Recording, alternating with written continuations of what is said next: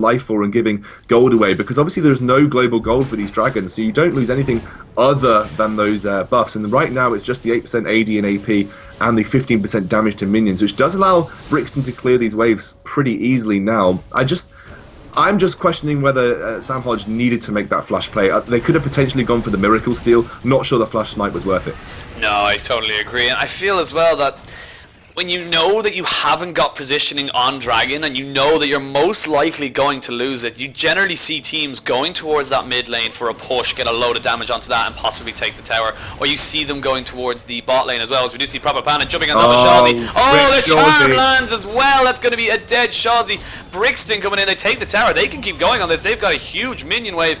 This is the Watmate. This is the TU Watmate we are so used to seeing. They are starting to put on the pressure. Yeah, and it's just these wonderful picks, and I've got to say it's all Proper Panda right now. He has just basically controlled the flow of this game, and it's on a champion I feel suits his playstyle 10 times better. He's got the early pressure, the early presence, the ganks to get his lanes ahead, and Brixton, again, despite the early, I guess, a little bit of flux in his play from the Orianna and probably the early kill onto Shawzy, Brixton has stepped up on a champion that we know he can perform on and suits his playstyle really well. As Electi Mexi has to flash in Monsoon to keep himself alive, and this is a dominant performance coming out, but need to be careful as Proper Panda may go down here. Yeah, he's going to go down pretty damn easily. And once I saw him flash, I was like, there's still a Valkyrie to come off this. But all the time, Jokerism was pushing down that bot lane, got a good bit of farm onto himself, so he's picked himself back up. He's got an IE now compared to just the components of a Triforce for his lane opponent, Hayden.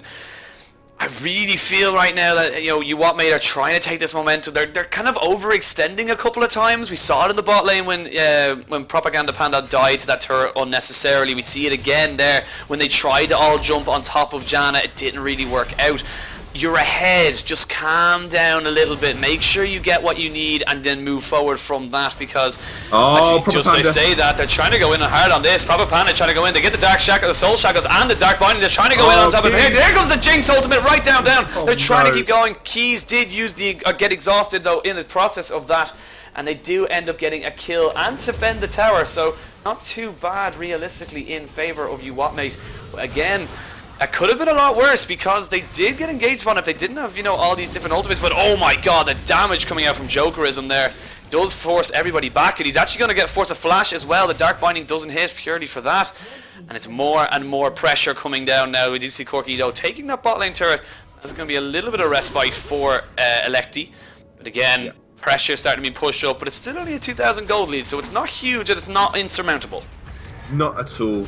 But to be honest, that team fight could have gone well more in favour of Watmate. It's just Keys whiffed his Gnar ultimate. He threw everybody away from the team, and ideally I think he was looking to throw them into the wall or behind him to try and set up the team fight there, but unfortunately a little bit of a misplay coming out from Keys, who's otherwise had a really stellar performance on that Gnar. I think he's going to be going for that Randuin's that makes a little bit more sense than the early Sunfire cape onto that champion, so look for him to wind up towards that. But again, I'm looking forward to seeing what Pantheon's potentially going to work from this Crystalline Bracer. I think we may see a Righteous Glory coming out of that. Never know realistically until he builds it effectively, but yeah, you could be right. And I feel Propaganda Panda has definitely gotten his attitude in terms of this game right. He's on a champion that, as we said, suits him so much better in terms of play style. He's on something that just naturally fits his team style as well, so I imagine they're just going to keep rolling with this, see if they can just get as much of a mid-game spike right now, because we're still pre-20 minutes as we see the fight over. Oh, Propaganda does end up taking that one. Nicely done by him, but they have got the pressure right now, but the longer this game drags on, the more it slides back into Electi's favour. They've got the Maokai, they've got the Aurelia, they have an Ezreal as well for that poke alongside Corky. So you got to feel that, it's just going to slow. Might really need to finish this, probably pre-35 minutes. Yeah, I mean, obviously, AP Ezreal's late game scaling damage is absolutely ridiculous. You just need to be fairly close to make sure that that Essence Flux does the damage that you want it to, but the rest of his kit is so powerful in the late game. His scalings are really fantastic. Obviously, Sam Hodge is going to scale incredibly. Chi Killer, although Power Spike is mid-game, the fact that he can stick to a target and be a tank into the late game with that tenacity boost, it still makes him incredibly viable as a late game top laner. And then obviously you've got a Corki who does quite well in his own right, and then the Janna, who's one of the best late game supports for peeling that there is available. Yeah, absolutely. You've got to give it to your up, mate. They've got Morgana and Jinx as well as Gnar. Now, Ahri and Pantheon scale okay. Pantheon will be obviously have most of his spike around the early to mid and maybe look to go towards being more of a tank and a stun bot in the late game. Ahri obviously does drop off a little bit, but always has that catch potential. But Jinx is one of the best AD carries in the late game that there is. She's up there with Tristana in terms of late game carry potential. She has the ridiculous AoE damage. I think she just used her ultimate to scout there. I believe she just threw her Mega Death Rocket. Yeah, she used a Mega Death Rocket. They should be able to get this dragon pretty handily enough. They had got the ward coverage. That's nicely done. That's dragon number 3.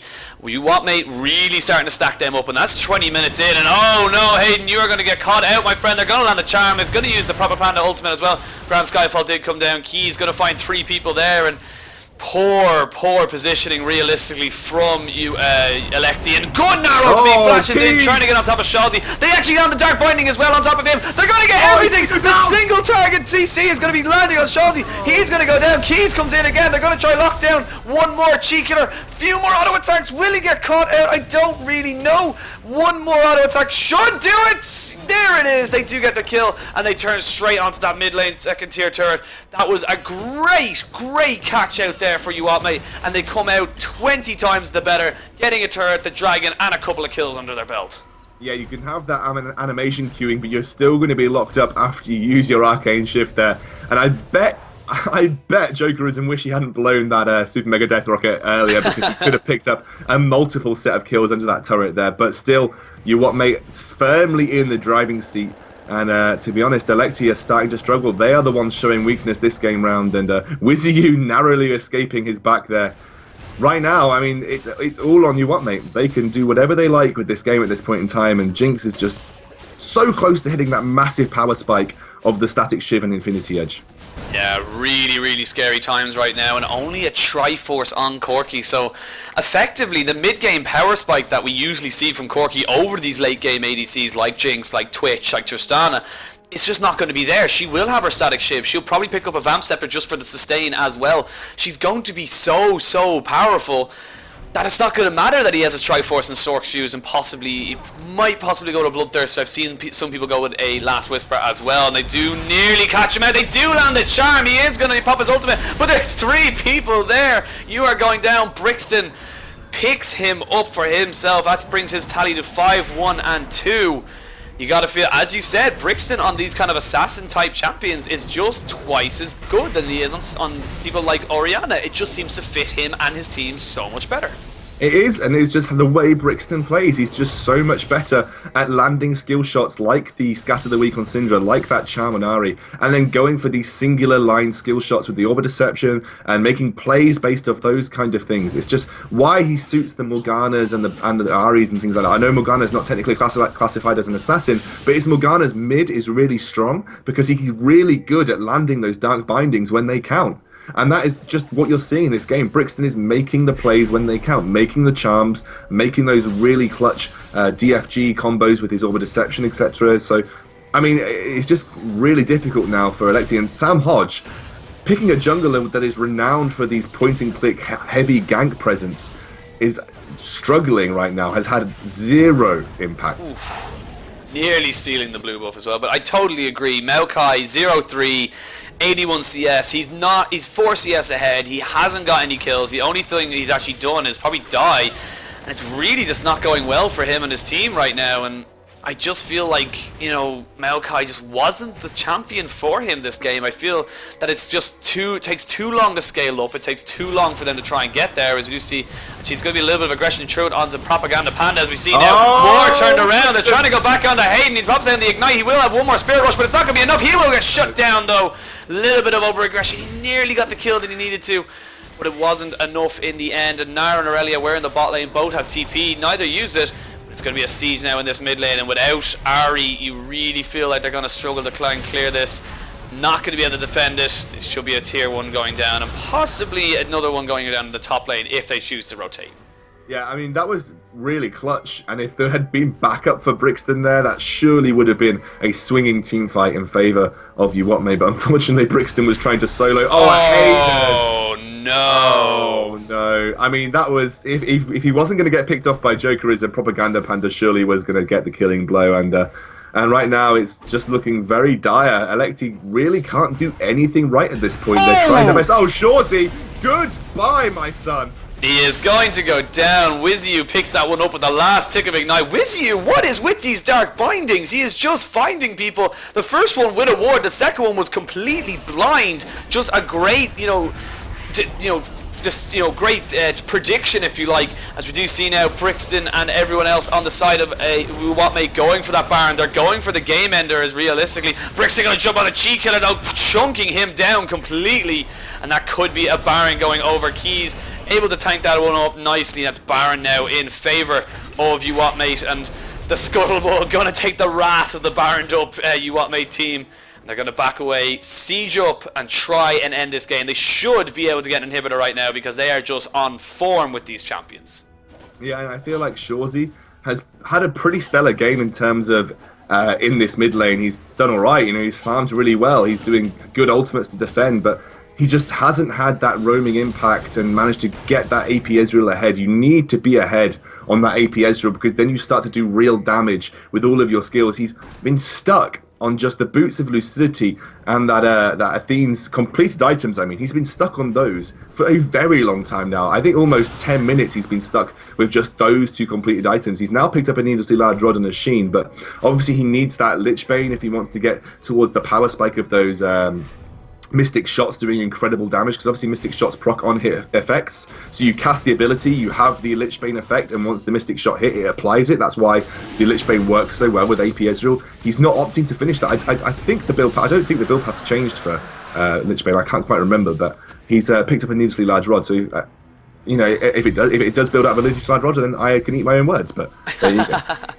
I'm pretty sure it doesn't, but at the same time, they do lose another dragon. They weren't even around to contest it. There was no vision around. There's actually no vision at all around that bottom half of the map. They've very little vision outside of the their own entrances to the mid lane, effectively. Oh, Janna gets caught out. That's a very unfortunate. Actually blows his ultimate as well, and that's another kill. They've got Gnar pushing down that bot lane. There's a little wave. It's actually going to push against them in the top lane. Ari pushing down the mid lane.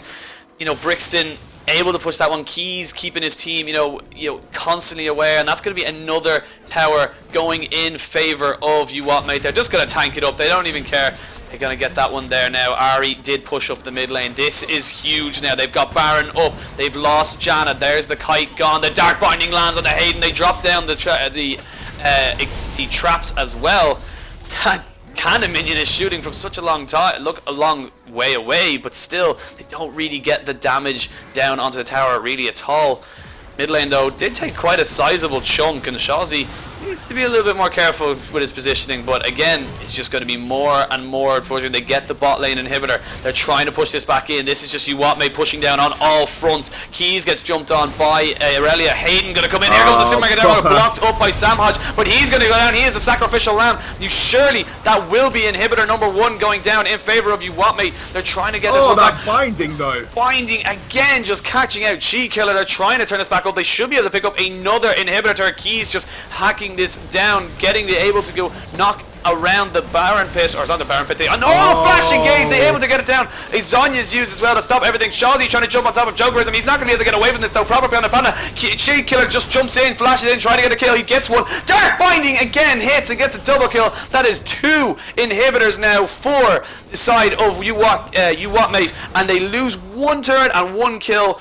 They have no problem with that. They're going to go back, get their items, and look to end the game.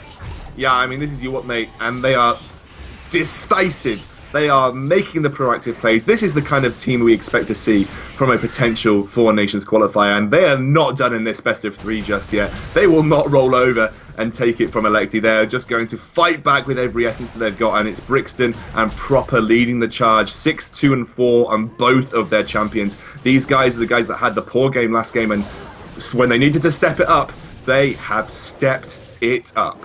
Yeah, absolutely. And even then, like, let's not, like, I would like to say the unspoken for carry of Wizu, 2-0-13. He has been involved in all but 2 kills in this entire game for his team. He has had a phenomenal game on Morgana, landing such amazing dark bindings, landing everything he needs to get for his team.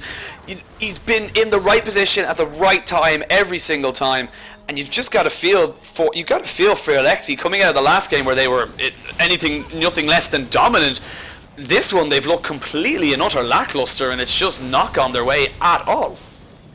Yeah, and Brixton going to pick up this blue buff for himself as well. Going to give him that wonderful little bit of extra. They're going to go for this top lane tower now. That won't survive long as the super minions push through the other lanes. And you've got that Jinx. Towers will never survive as she gets that minigun out and starts to chunk down. She's got the Bloodthirster. She's got the Infinity Edge. Samhoj being forced to flash. The potential tank of the team scared of a couple of auto attacks. Yeah, flashed and popped his ultimate. Now, it's on about a 30 or 40 second cooldown, so it shouldn't be too far away from coming back up.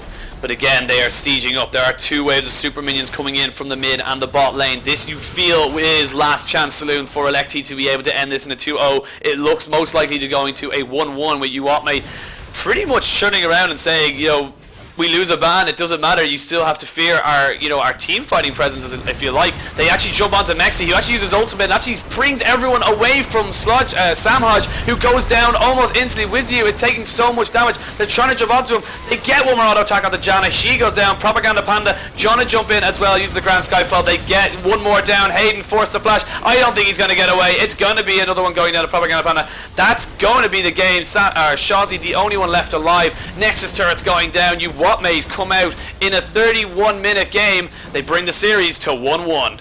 Yeah, and that's the best result we could have hoped for a fantastic final showdown in this best of 3. Shawzy and the team are going to have to go back and think this time round. They're going to have their own bans to think about, and all that Uwatme need to do is try and steady the course and continue how they're playing, because that was a dominant performance, all down to how Proper Panda controlled their early game. So fantastic play, and I can't wait for the next game. But we're going to be back in 5 minutes, guys. Stick around. You're here with Bloodpenguin and Excoundrel with the Riot 4 Nation qualifiers.